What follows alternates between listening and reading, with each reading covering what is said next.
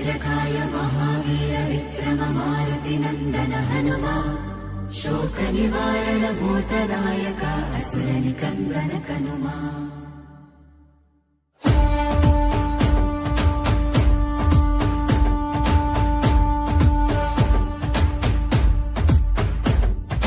अंजनी पुत्र पवन सुत नाम शंकर सुवन केसरी नंदन रामदूत तुलित बलधामा महावीर विक्रम हनुमा। రామబంటువై వెలిగిన దేవా అమ్మ చెరువులో వెలసిన దేవా విజయ మార్గమున కిరటం నీవా।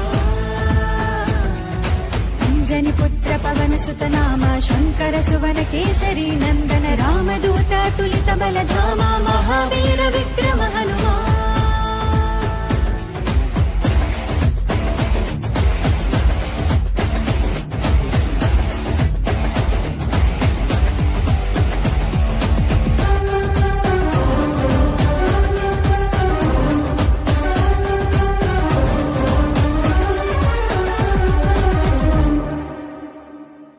నీ సింధూరం అభయప్రదం భవసాగరా నీ దివ్య రూపం యత్ర యత్ర రఘునాథ కీర్తనం తత్ర తత్ర కృత మస్తకాంజలిం బాష్పతివార పరిపూర్ణ లోచనం మారుతి మమత స్వామిని మంగళారతి మంగళారతి నిరంజన నీకు హారతి ఆంజనేయ స్వామి నీకు మంగళహారతి అందరూ కూడా చెప్పండి మనోజవం మారుత తుల్య వేగం జితేంద్రియం బుద్ధిమతాం వరిష్టం వాతాత్మజం వానరాయుధ। ఆ సమయం లోపల వాయువు వచ్చినప్పుడు అమ్మవారి యొక్క బయట కొంగు జారి పడిపోవడంతో అమ్మవారు ఆగ్రహం ఆ యొక్క అత్యంత బలశాలిగా చేయవలసిన కార్యక్రమాలు ఏ విధంగా పూర్తి చేయాలో నా అంశ చక్కగా కేసరి అని చెప్పేసి వానర రాజు శివారాధన చేస్తుంది। శివారాధన చేస్తుంటే పరమేశ్వరుడు ఇదే సరైన సమయం అంటే ఏదైనా ఒక కార్యం జరగాలంటే ఒక చైత్ర శుద్ధ పౌర్ణమి నాడు అమ్మవారు స్వామివారికి జననం అనేది ఇవ్వడం జరిగింది। జన్మించిన రోజునే ఆయనకు ఆ యొక్క పరమేశ్వరుడి అంశ కాబట్టి ఆ యొక్క సమస్త దేవీ దేవతలందరూ కూడా వచ్చి ఆయనకు అనేకమైన వరాలను ఆ యొక్క బలాలను ఇవ్వడం అనేది జరిగింది। కానీ ఆయన ఉన్నది కోతి స్వరూపం లోపల వానరము అని అంటేనే అన్నింటినీ కూడా ఆట పట్టిస్తూ అన్నింటినీ కూడా తనకు అనుకూలంగా తను ఆనందంగా ఉండేలాగా మాత్రమే మార్చుకోవడం అలవాటు। అయితే దాని వలన ఏమైపోయిందంటే ఎక్కడైనా సరే సన్యాసులు జపాదులు చేసుకోవాలంటే కూడా భయపడాల్సిన పరిస్థితి వచ్చింది।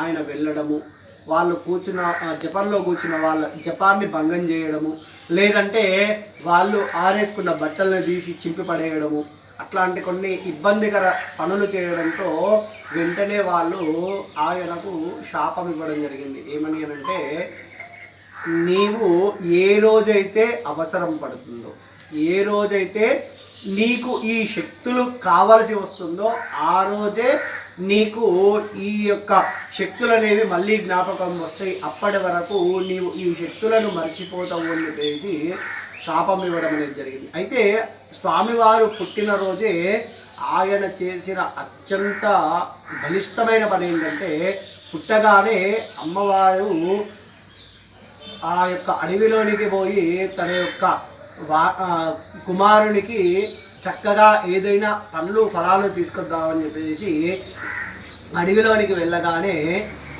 స్వామివారు ఆకలితో ఏడ్చుకుంటూ కిందికి దిగి నడుస్తూ ఉన్నారు।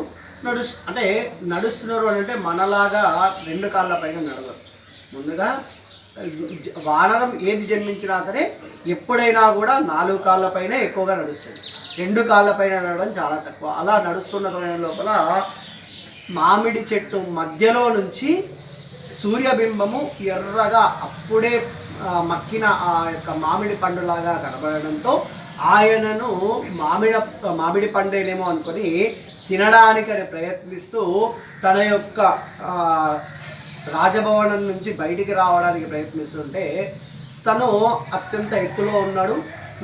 ఆ విధంగా చివరి వరకు వచ్చేసరికంటే కింద పడిపోయే సమయం లోపల ఆ యొక్క వాయుదేవుడు చూసి అయ్యో నా కుమారుడు కింద పడిపోతున్నాడు అని చెప్పేసి ఆయనను పట్టుకోవడము, ఆయన అలాగే ఆ వాయువు పైన నడవడము, స్వామివారి దగ్గర దాకా వెళ్ళే సమయం లోపల ఆ రోజు గ్రహణం, సూర్యగ్రహణం అనేది ఉంది. ఆ సూర్యగ్రహణం సమయం అవుతుంది కాబట్టి రాహువు ఒకానొక రహస్యము కలదు.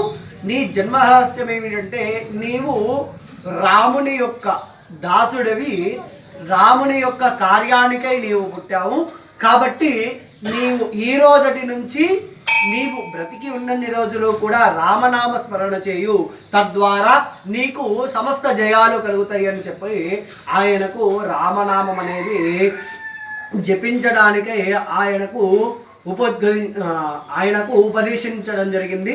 జరిగిన తర్వాత ఒకానొక సందర్భం లోపల ఆయన రామనామ జపం చేస్తుంటే ఆయన యొక్క కలలో ఆ యొక్క రామచంద్రుడి యొక్క అవతారం అనేది కనబడడంతో స్వామివారికి చక్కగా నమస్కారం చేసుకొని ఆ రోజటి నుండి కూడా రామనామ జపాన్ని చేస్తూ అతడు ఎక్కడైనా సరే ఏ పని చేసినా సరే, మంచి చేసినా చెడు చేసినా లేచినా కూర్చున్నా ప్రతిసారి కూడా రామనామం మాత్రమే చెప్తాడు, మళ్ళీ శ్రీరామనామం చెప్పాడు. ఎందుకు అనంటే ఆయనకు ఉపదేశించింది రామనామము మాత్రమే.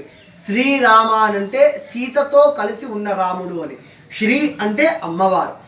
ఆయనకు రామనామ జపం చేస్తూ చక్కగా ఉండటంలో ఒకానొక సందర్భం లోపల ఆయన స్వామివారికి నమస్కారం చేసుకున్నాడు. స్వామివారికి నమస్కారం చేసుకుని సుగ్రీవునికి వాళ్ళతో జరిగిన గొడవలో వాళ్ళు ఒకానొక పర్వతం మీద ఉన్న సమయం లోపల రామచంద్ర ప్రభు సీతామాత కోసం వెతుకుతూ ఆ యొక్క కొండ దగ్గరికి వచ్చిన సమయం లోపల స్వామివారు చక్కగా బ్రాహ్మణుని వేషం లోపల ఆయన దగ్గరికి పోయి ఆయనకు అడిగారు, అయ్యా ఎందుకు మీరెవరు, మీరు ఇక్కడికి ఎందుకు వచ్చారు అంటే అప్పటికి రామునికి ఆంజనేయుడు కానీ ఆంజనేయుడికి రాముడు కానీ తెలియదు, కానీ తెలుసుకునే సందర్భం ఒకటి కలగాలి కాబట్టి ఈ విధంగా చేయాలి అన్న ఉద్దేశంతో ఆ యొక్క బ్రహ్మ యొక్క సృష్టిలో ఈ విధంగా జరగడం జరిగింది. ఆ యొక్క స్వామివారు వచ్చారు. స్వామివారు వచ్చి అక్కడ వెళ్తున్న సమయంలో మీరెవరు, మీరు ఎందుకు వచ్చారు, ఎక్కడికి వెళ్తున్నారు అని చెప్పేసి రాముడు మరియు లక్ష్మణునికి ఇద్దరికి కూడా అడిగేసరికంటే స్వామివారికి ఆంజనేయ స్వామికి ఒకానొక వరం అనేది ఉంది. స్వామివారి యొక్క మెడలో ఒకానొక హారం అనేది ఉంటుంది, అది కేవలము రాముడికి మాత్రమే కనబడుతుంది, రాముడికి తప్ప మిగిలిన వాళ్ళు ఎవరికీ కనబడదు. బ్రహ్మ ఆయనకు అనుములకు అంటే దవడకు దెబ్బ తగిలిన రోజే ఆయనకు ఆ యొక్క అనుగ్రహం అనేది ఇచ్చింది. నీవు ఏ రోజైతే రాముడిని కలుసుకుంటావో ఆ రోజు రాముడికి మరియు నీకు ఇద్దరికి మాత్రమే ఆ హారం కనబడుతుంది అని చెప్పేసి మీ ఇద్దరికి కలయిక జరుగుతుంది అని చెప్పేసి వాళ్ళకు అనుగ్రహం ఇచ్చిన సమయం లోపల ఆయన చూడగానే రామచంద్ర ప్రభువు హనుమ ఎక్కడికి వచ్చావు అని చెప్పేసి ఇక్కడ ఏం చేస్తున్నావు అని అడిగేసరికంటే వెంటనే ఆయన ఆశ్చర్యపడి ఈయనే నా రామచంద్ర ప్రభువు అని చెప్పేసి రామచంద్ర ప్రభువుకు పాదాలకు నమస్కారం చేసుకొని చక్కగా ఆయన యొక్క అనుగ్రహంతో సీతామాత అన్వేషణ చేసి ఆ యొక్క సముద్రాన్ని లంఘించి చక్కగా అమ్మవారి యొక్క జాడను తెలుసుకొని స్వామివారి దగ్గరికి వచ్చి స్వామివారిని తీసుకొని వెళ్ళి ఆ యొక్క రామ రావణ యుద్ధంలో తన వంతు పాత్రను తాను పోషించి తనతో కుదిరినంతగా రాక్షస సంహారాన్ని చేసి ఆ యొక్క సమస్త భూమండలానికి కూడా తనతో చాతనైనంతగా మంచిని చేశాడు. చేసిన తర్వాత ఇంకో విషయం ఏంటంటే ఈ విషయం లోపల ఈ కథలో మనం చెప్పుకోవాల్సిన అత్యంత ముఖ్యమైన ఘట్టం ఏంటంటే చాలామంది అనుకుంటారు ఎవరైతే ఉన్నారో వాళ్ళందరూ కూడా దేవతా అంశాల ద్వారా పుట్టిన వాళ్ళు.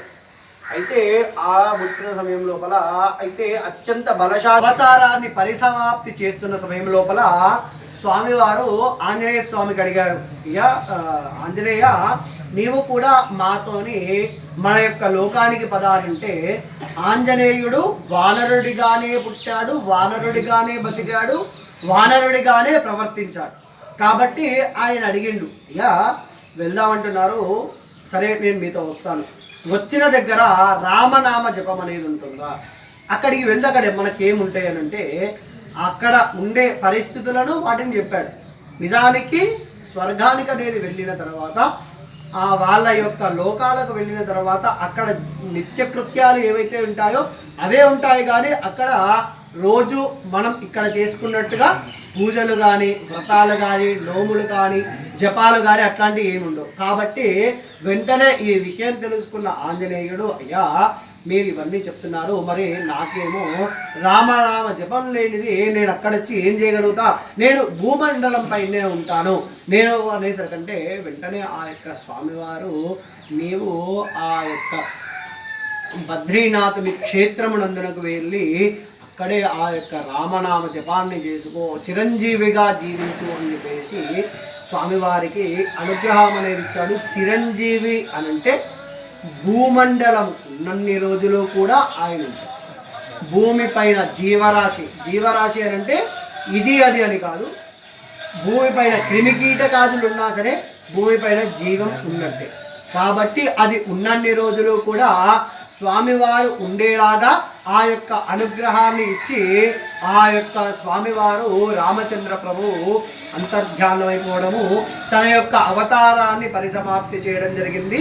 ఇప్పటికీ కూడా పెద్దలు చెప్పే విషయం ఏంటంటే రామనామం జపము జరిగే దగ్గర రామకథా శ్రవణం అంటే రామాయణము చక్కగా భక్తి శ్రద్ధలతో ఎక్కడైతే చెప్పడము వినడము జరుగుతుందో అక్కడ ఆయన వానర రూపంలో వచ్చి లేదా వాయు రూపంలోనైనా వచ్చి ఆ యొక్క కథాశ్రవణాన్ని చేసి వెళ్తారు అని చెప్పేసి మనకు పురాణాల ద్వారా ఆ యొక్క స్వామివారి వజ్రకాయ మహావీర విక్రమ మారుతి నందన హనుమా శోక నివారణ భూతనాయక అసుర నికందన కనుమా.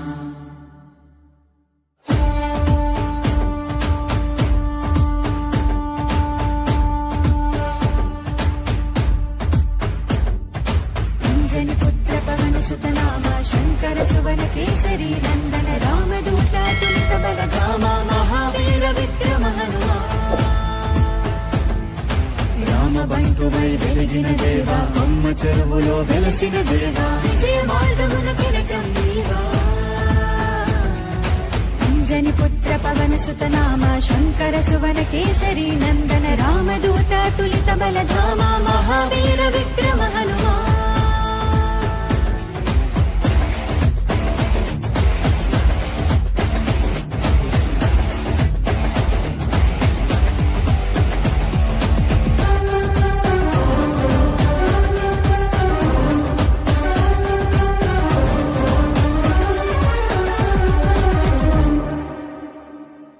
నీ సింధూరం అభయప్రదం భవసాగరా, నీ దివ్య రూపం మరుధైర్యము గుణసాగరా.